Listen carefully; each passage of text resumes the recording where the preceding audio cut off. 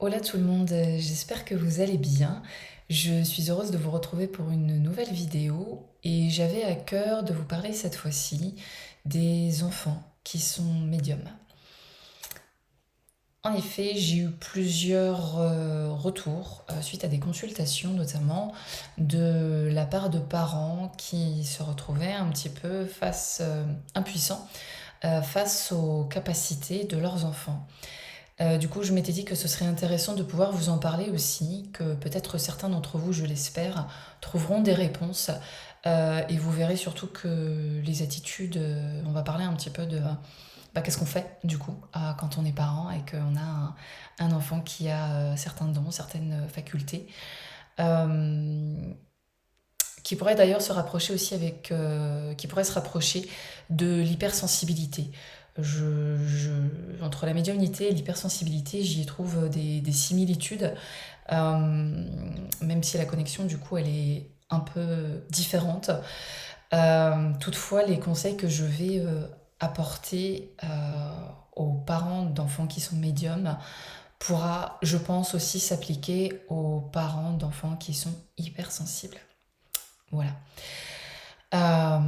Après, bien entendu, picorer dans les informations que je vous donne, je vous parle avec ma vérité, avec la médium que je suis et la femme que je suis, euh, voilà, qui découle aussi de mon expérience, des retours que j'ai, de ce que je vois et de ce qui me semble important de communiquer.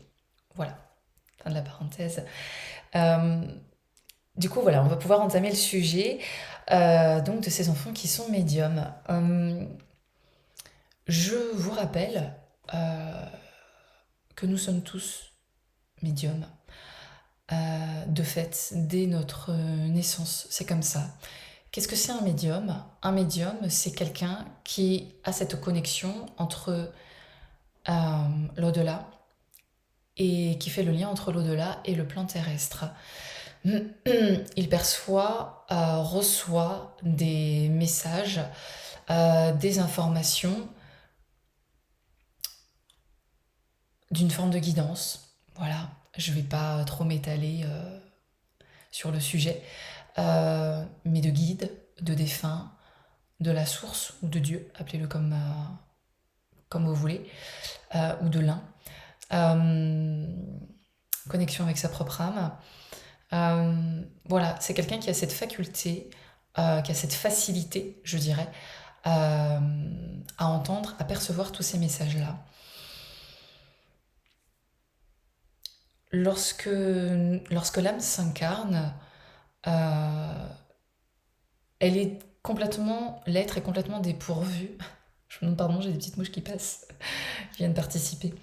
Euh, l'être qui s'incarne est complètement dépourvu d'ego et de structure mentale jusqu'à, euh, pour l'ego, c'est à peu près jusqu'à l'âge de 7 ans, à peu près, d'accord, maintenant il n'y a pas de règles, c'est pas coulé dans le béton, et en tout cas c'est ce qu'on constate, et pour la structure mentale, eh bien tout simplement ça se construit au fur et à mesure. Vous voyez bien que ce que vous demandez à un enfant de 2 ans, vous pourrez pas, ce que vous demandez à un enfant de 7 ans, vous ne pourrez pas demander la même chose à un enfant de 2 ans.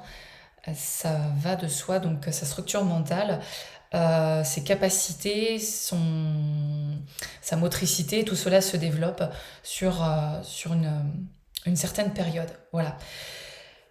Donc, l'ego, le mental se structure sur toute cette période-là et arrive ce moment où les choses s'ancrent. D'ailleurs, votre enfant change. On peut constater une grande transformation dans la personnalité de l'enfant. Du coup, forcément, la personnalité, eh ben, c'est ni plus ni moins que l'ego. Et du coup, qui se manifeste à travers cette incarnation, à travers cette présence. Euh,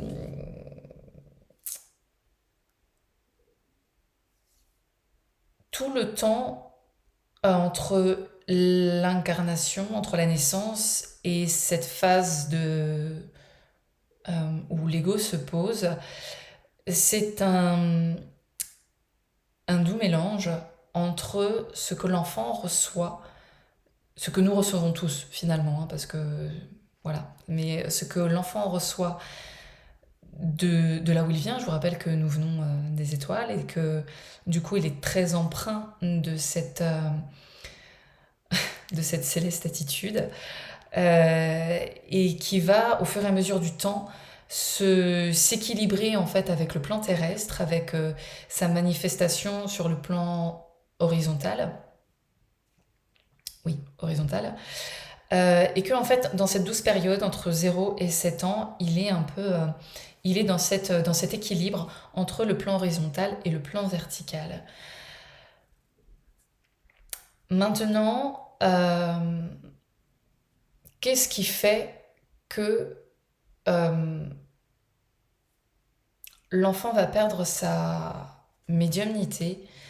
Alors déjà, avant de parler de cela, il faut savoir que ce qui va se manifester, en fait, vous voyez très bien que les enfants, ils ont un naturel à être dans la joie, un naturel à s'émerveiller de rien ou de tout. Ils vont, si vous les observez, vous constaterez que ils vont aussi avoir cette facilité à vous montrer certaines choses. Je vous invite vraiment à être dans l'observation avec vos enfants, surtout quand ils sont tout petits. Plus tard, ça se manifeste différemment. Ça se manifeste avec des mots, parce qu'ils vers 4-5 ans, voilà, ils sont plus en général à même de pouvoir verbaliser les choses, même si c'est pas complètement structuré dans leur tête. Mais je vous invite vraiment à prêter attention jusqu'à à peu près autour des 2 ans, 1 an et demi, 1 an, 2 ans. Ils vont vous montrer des choses. Si vous êtes attentif, vous verrez que ces choses ne sont pas anodines. Ils viennent vous montrer quelque chose. Euh, j'ai une amie que je salue, qui saura se reconnaître, qui a un tout petit d'1 an et demi. Et cette amie en question est professeure de guitare. Elle joue merveilleusement bien. Et, euh, et son fils lui montre souvent, l'invite en fait à jouer, lui montre euh, parce que voilà, comme son enfant est petit, du coup elle est en congé parental. Du coup elle joue un petit peu moins forcément enfin forcément, elle joue moins parce qu'elle professe plus pour le moment. Et son enfant spontanément va lui chercher la guitare ou lui montre la guitare et il incite à jouer. Quand cette femme joue, c'est ni plus ni moins que, je trouve en tout cas, que son âme qui joue. Pourquoi son fils lui montre ça? Parce que ça la rappelle à qui elle est. Et sans avoir besoin de le verbaliser, son enfant lui montre ce qu'elle est et ce qui la fait vibrer. Donc voilà, vous voyez, ce sont des petits signes, des petits gestes. Soyez attentifs à ça pour tous les enfants, ou pour tous les parents. Euh, c'est absolument extraordinaire et vous allez vous délecter de ces petits gestes d'amour parce que eux, ils viennent tout juste d'arriver de là-haut et ils ont encore cette fraîcheur, ce côté angélique qu'ils portent naturellement en eux. C'est comme des petits anges et ils viennent vraiment euh, mettre l'action, le doigt sur des choses qui vous sont chères. Vers l'âge de 4-5 ans, entre 4 et 6, ça va plus passer par des affirmations. Euh, par une affirmation de ce qui sera parfois plus tard. Ou tout simplement, ils vous vont parler naturellement de ce soi-disant ami imaginaire, qui n'est finalement pas si imaginaire que ça. Euh, Ils vous vont dire, oui, alors, ils vont peut-être pas forcément parler d'amis imaginaires, ils peuvent parler d'un frère, ils peuvent parler, même s'ils sont enfants uniques par exemple, ils peuvent parler de cousins, de cousines, comme si c'était des membres de leur famille. Voilà, ils peuvent donner des petits noms aux êtres avec lesquels ils communiquent.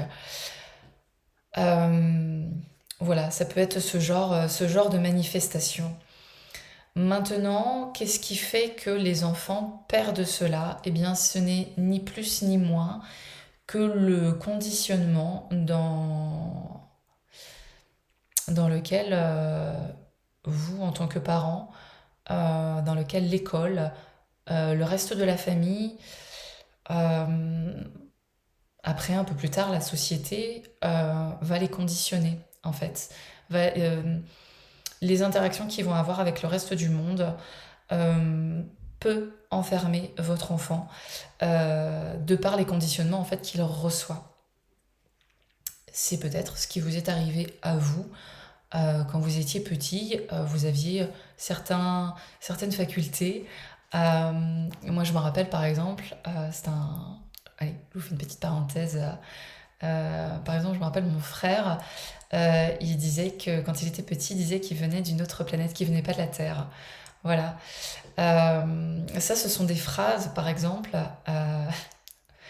ce sont des phrases, par exemple, qui sont pas forcément annonciatrices de médiumnité, mais ce sont des vérités, en fait. C'est vraiment l'âme de l'enfant qui s'exprime à ce moment-là.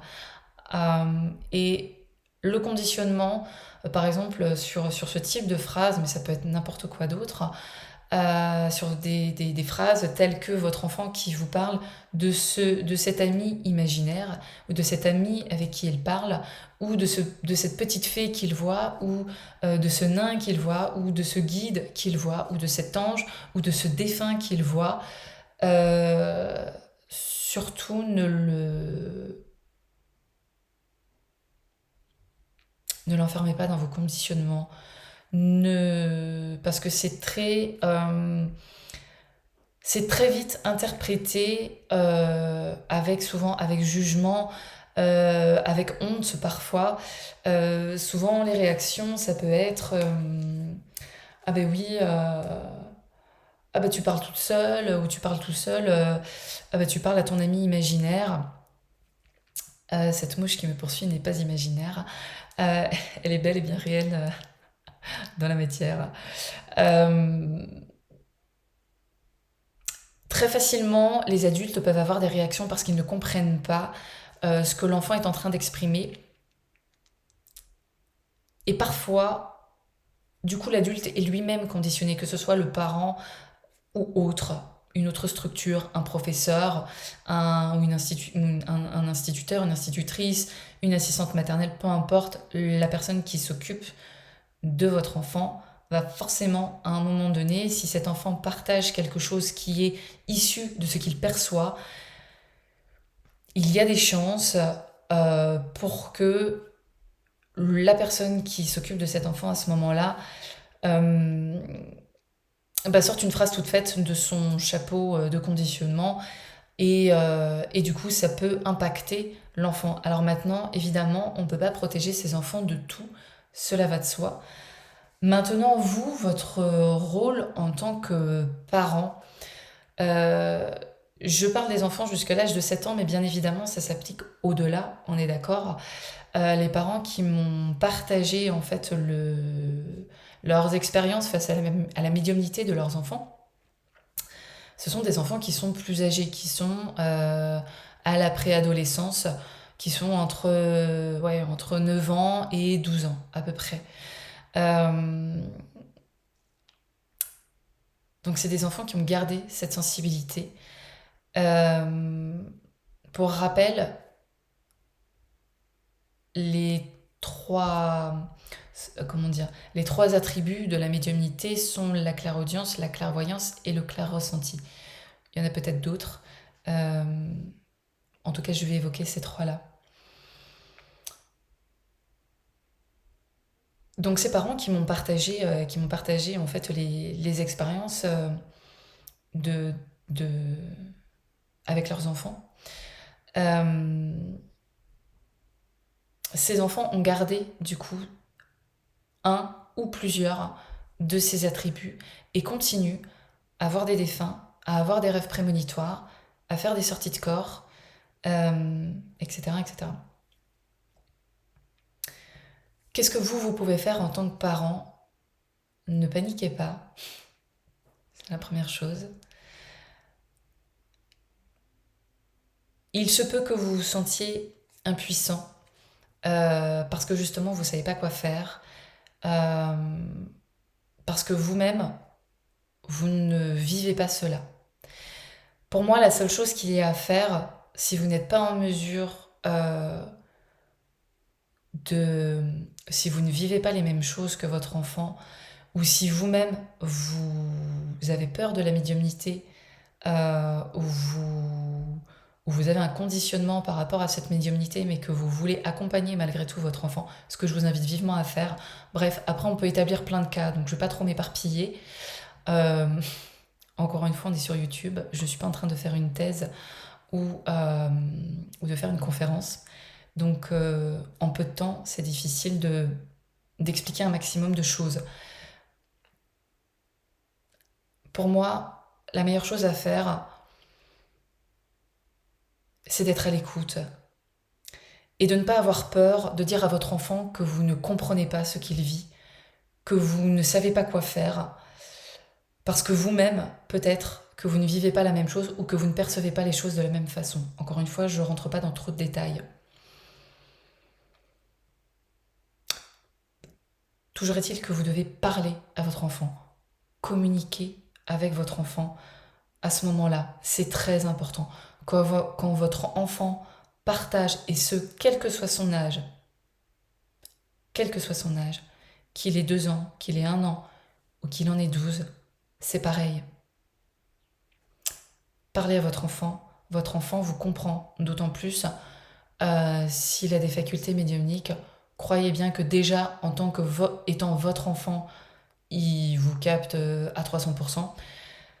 Le langage est à 90% corporel et pas verbal. Donc, d'autant plus qu'il va vous ressentir. Et en plus de ça, s'il est médium, pour lui, vous êtes un livre ouvert.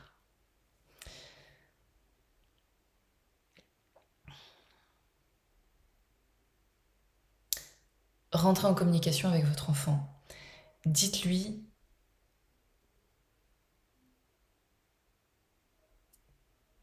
demandez-lui d'expliquer ce qu'il ressent.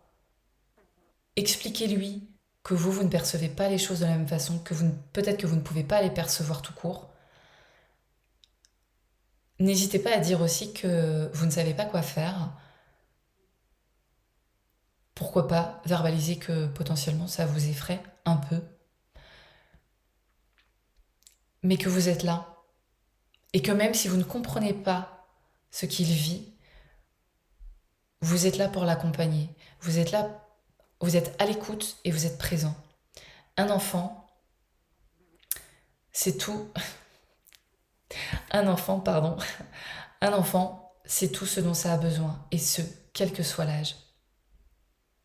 Écoute et présence. Si vous êtes là pour lui,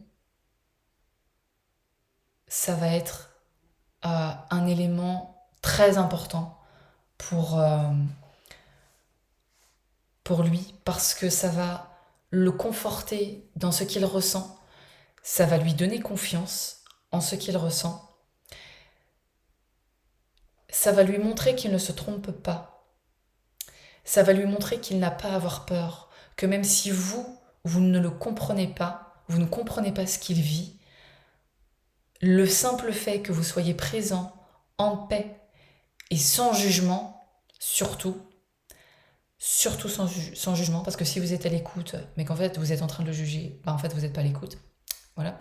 Donc lui, il va se calquer là-dessus. Si vous êtes en train de juger votre enfant à ce moment-là, ou si vous faites semblant de vous montrer à l'écoute, mais qu'en fait à l'intérieur c'est la panique à bord, vous êtes complètement impuissant et vous savez pas quoi faire, il va pas se sentir complètement en sécurité par rapport à ce qu'il ressent.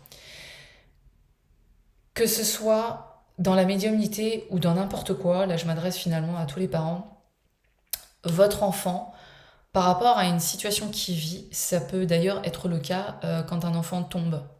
Je vais prendre cet exemple-là. Un enfant qui tombe parce qu'il apprend à marcher, il tombe. Si autour de lui, la réaction des adultes est de rester tranquille, il va regarder, il va se retourner, il va vous regarder, il va se relever, il va continuer son chemin parce que vous êtes tranquille. Par contre, naturellement, si l'enfant tombe et que d'un coup c'est la panique à bord et que vous vous mettez à hurler parce que votre enfant est tombé et que c'est la fin du monde parce qu'il est tombé sur les genoux et que oh là là, il va jamais s'en remettre, votre enfant, ça va être la panique à bord pour lui et il va se mettre à pleurer. Je suis pas la première à le dire. Euh, Faites-en l'expérience. Toujours est-il que ça, c'est valable pour n'importe quelle situation avec les enfants. N'importe laquelle. Et du coup, quand vous discutez de votre enfant euh, avec ce qu'il vit, ou quand il a besoin d'être rassuré, au final, ça s'applique à toutes les situations que vous pouvez vivre en tant que parent. Euh, si vous êtes tranquille, votre enfant sera tranquille par rapport à ce qu'il vit. Ni plus, ni moins. Faites-en l'expérience, vous, vous mettez-vous à sa place, tout simplement. Peut-être rappelez-vous quand vous étiez enfant. Vous arrivez chez une amie ou chez un ami, vous expliquez quelque chose, ou chez quelqu'un de confiance, vous expliquez quelque chose qui vous perturbe.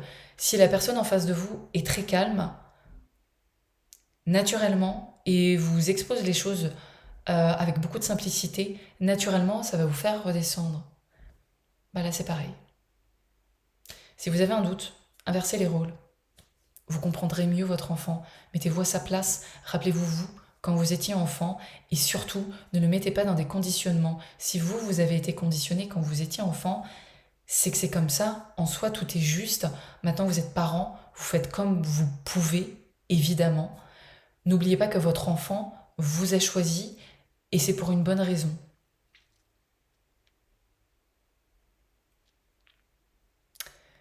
Votre enfant apprend de vous pour interagir, en tout cas dans sa petite enfance, pour interagir dans la matière. Vous êtes, en tant que parent, son référent émotionnel son, et son référent dans l'interaction que vous avez avec le monde. Lui, par atavisme, il va calquer vous en tant que parent et tous ceux qui l'entourent. Il va prendre des fragments. Il y en a, ça va plus être chez le papa, d'autres, ça va plus être chez la maman, d'autres, ça va être carrément chez les deux.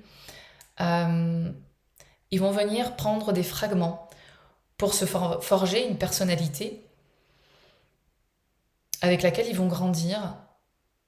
Il y aura aussi bien naturellement d'autres choses, des blessures qui seront de l'ordre des choix d'incarnation et qui fera que en grandissant, en évoluant, en devenant lui-même ou elle-même un adulte, euh, cet enfant aura son propre conditionnement, son propre chemin de vie qu'il sera libre de libérer ou pas. Il libérera certaines choses, d'autres pas. Bref, ce sera son choix, sa liberté, et encore une fois son choix d'incarnation.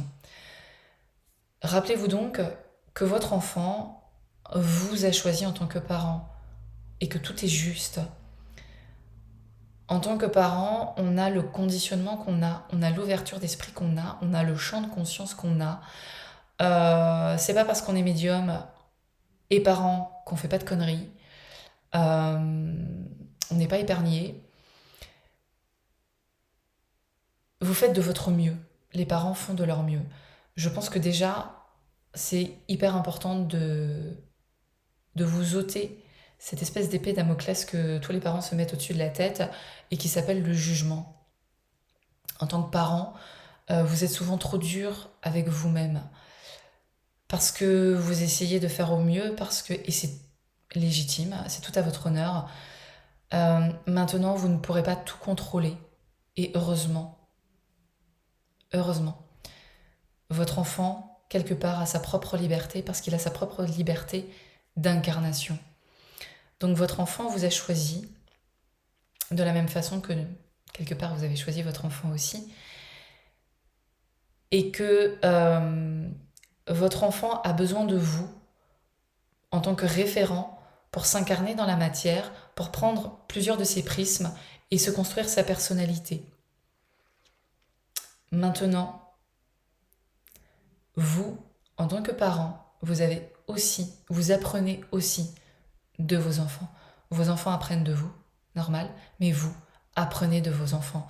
Observez-les, regardez-les quand ils sont petits, leur façon d'interagir, leur émerveillement, leur simplicité, euh, leur facilité à rire, à sourire, à s'épanouir. Ce sont des petits anges. Ils vous guident. Ils sont là aussi pour mettre le doigt sur votre être et surtout pour mettre le doigt là où ça fait mal. Eh ben oui, évidemment. Ils sont là pour vous montrer, pour vous rappeler qui vous êtes, pour vous rappeler que les conditionnements dans lesquels vous êtes, il serait peut-être temps parfois de les lâcher, de les transcender, de les transmuter et de revenir vraiment à l'essence de qui vous êtes. Vos enfants, apprennent de vous. Vous apprenez de vos enfants. Rappelez-vous de ceci.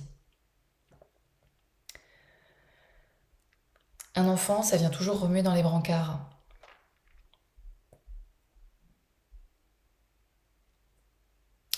Et je trouve que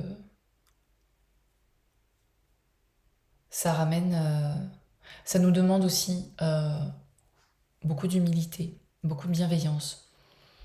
Si vous êtes bien avec vous-même, vous serez bien, votre enfant sera bien avec vous. Je vous rappelle, un enfant, ça a besoin de quoi? De présence et de paix. Le reste, il s'en fout. C'est bien.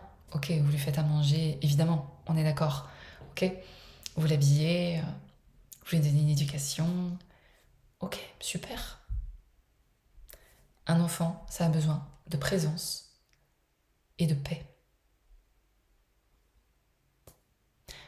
J'entends déjà certains qui me diront oui, et d'amour. Oui, mais quand on est en paix, on peut être que dans l'amour. C'est évident.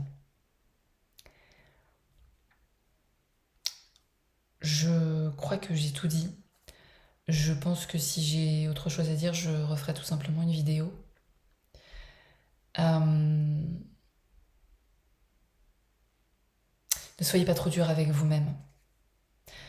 Maintenant,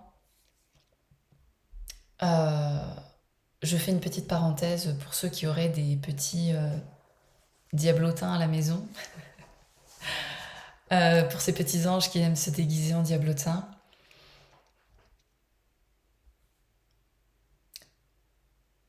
Regardez avant tout dans quel contexte grandit votre enfant. Regardez ce que ça vient chercher chez vous. Regardez peut-être la colère, peut-être les mots que vous pouvez dire. Est-ce que vous criez facilement?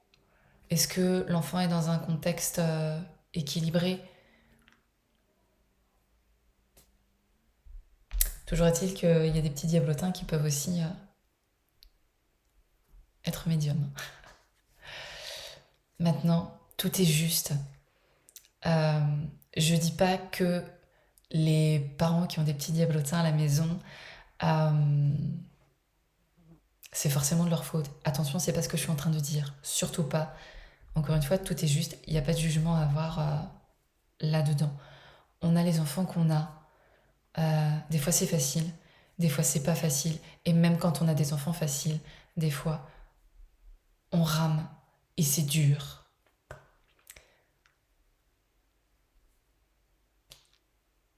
Vous faites de votre mieux en tant que parent. Restez à l'écoute. Maintenant, si vous ne savez pas quoi faire, si vraiment il y a des choses qui sont fortes chez votre enfant, dans sa médiumnité, et que ça vous effraie, et que vous ne savez pas comment faire, vous arrivez quand même à discuter avec lui, mais que ça vous rassure pas plus, dans ce cas-là, pourquoi pas aller voir, consulter un médium, vous, déjà. Pourquoi pas? Peut-être pour avoir des réponses. C'est possible aussi. Maintenant, vous verrez que quand vous allez établir ce franc-parler de cœur à cœur avec votre enfant qui vit sa médiumnité, vous verrez que malgré tout, ce sera quand même beaucoup plus fluide et vous l'aiderez énormément à vivre sa médiumnité en vous asseyant à côté de lui et en prenant le temps de discuter de ça. Même si ça dure 3 minutes, même si c'est 2 phrases. Ok, t'as besoin de parler, je suis là. Juste ça. Faites de votre mieux. Ce sera déjà beaucoup. Et je voudrais vous dire une dernière chose. Soyez les parents que vous auriez aimé avoir. Voilà, je trouve que c'est un beau mot pour terminer cette vidéo. Voilà, en tout cas j'espère que cette petite vidéo vous aura aiguillé un petit peu. Encore une fois, s'il y a d'autres choses à dire, je referai une vidéo. Il y en a d'autres qui vont venir, mais je sais plus lesquelles, je les ai notées, mais j'ai oublié. Il y aura des vidéos, des méditations qui vont arriver aussi. Voilà, en tout cas j'espère que ça vous aura apporté des réponses. Je vous dis à très bientôt, et d'ici là, prenez soin de vous.